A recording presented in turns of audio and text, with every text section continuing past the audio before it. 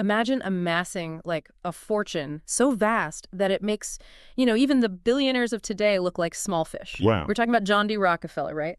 The world's wealthiest person ever. It really is mind-boggling when you try to wrap your head around it. And today, we're not just interested in this sheer amount of wealth, it's more about the how. It's about the man, the mindset, the strategies. Absolutely. We're going deep beyond the usual rags to riches story. This is about unearthing those practical takeaways, those golden nuggets of wisdom that we can actually put to use. Right. And our guide for this deep dive is a collection of Consejos para el Dinero Rockefeller, which basically translates to Rockefeller's money advice. I love it. Consejos. It sounds way cooler than advice, doesn't it? Okay, so let's jump right in with Rockefeller's early life. Get this. The guy grows up in poverty. I mean, real poverty. And to make matters even more interesting, his dad, a con artist. Not exactly the best role model for financial success. Yeah, you could say his background didn't exactly pave the way for, becoming the richest man in the world. But, and this is key, even as a kid, Rockefeller was hustling. I mean it. He was out there selling candy, understanding the value of hard work, the value of a dollar. It's like that first consejo, start those sales skills early. It's huge, right? Because whether you're in, sales or marketing or even just pitching an idea, that ability to persuade, to get your point across, it's invaluable. Yeah, it's like a foundational skill that he learned early on. And get this, it wasn't just about making some pocket money for him. He was different. Even as a teenager, Rockefeller had this intense work ethic.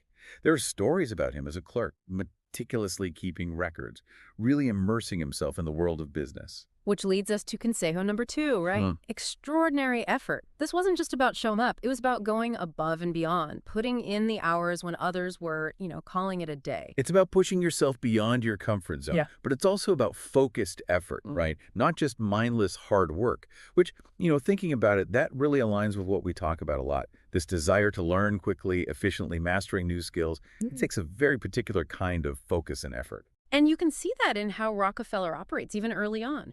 He wasn't content just being a good employee. He was absorbing knowledge, observing, basically prepping for his own venture. Exactly. He was like building a foundation. Yeah. And this is where consejo number 3 comes in. Don't wait for the perfect moment. Gain the experience, learn the ropes, and then use that knowledge to forge your own path. Don't be afraid to take that leap. Which is precisely what he did. He didn't wait around, he just went for it. At 25, he starts his own commodities business. And it just goes to show you he had this incredible drive, but it was coupled with, a very calculated approach to risk. Oh, yeah, absolutely. It's about recognizing opportunity and then, boom, seizing it.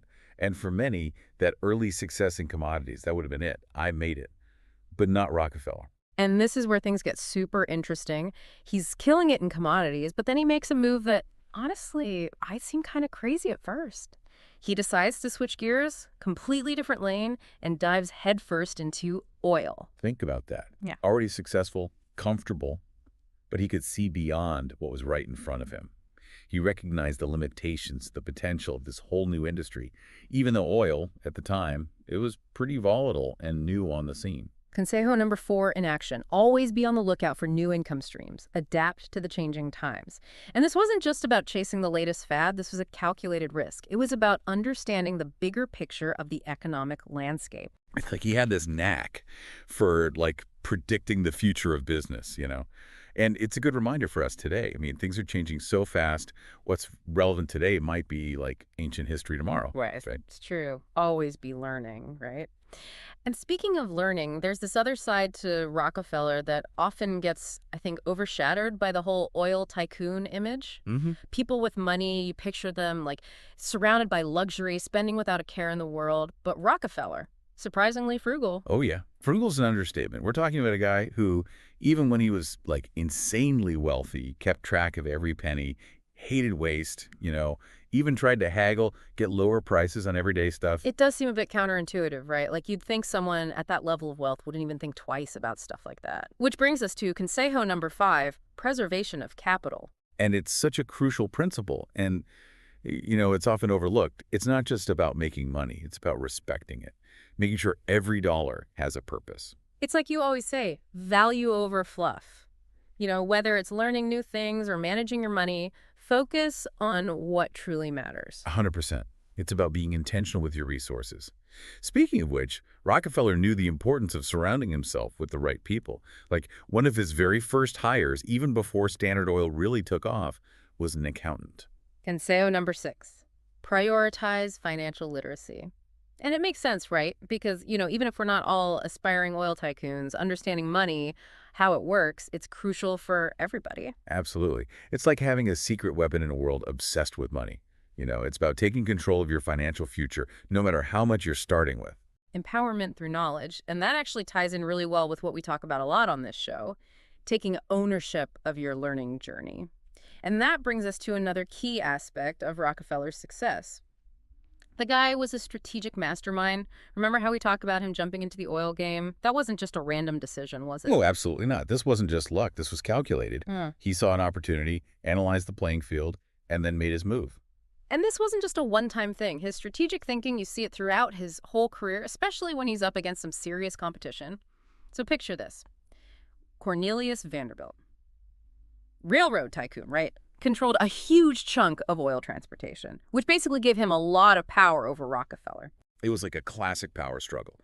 Vanderbilt controlled the pipelines, the railroads, basically holding the cards when it came to getting Rockefeller's oil out to the market.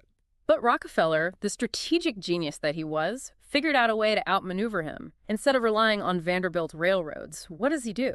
Starts building pipelines. Consejo number 7. Think outside the box. Don't be afraid to disrupt the status quo. Rockefeller could have complained about Vanderbilt's control, but instead, he found a way around it. It's such a powerful lesson. How often do we find ourselves, facing obstacles, feeling stuck? Rockefeller's story reminds us to look for those workarounds, those creative solutions. Totally. It's like, instead of hitting a wall and giving up, find that side door, that hidden passage. Right. And it applies to so much more than just business, wouldn't you say? 100%. And you know what else goes hand in hand with creative problem solving? Partnerships. Rockefeller, he was big on collaboration, and this is important not just with anyone. Oh, for sure. Consejo number 8 is all about choosing your partners wisely. Because he knew, right, that the right people could, magnify your strengths, help you overcome those inevitable challenges. He wasn't afraid to surround himself with people who would challenge him, right? Who would push him to up his game. Exactly. Not yes men, but people who brought something different to the table. Diverse skills, unique perspectives. People who matched his drive, his ambition. Have you noticed that in your own life? How much more you can accomplish with the right people by your side? Oh, absolutely. It's like that saying, if you want to go fast, go alone. If you want to go far, go together. Right.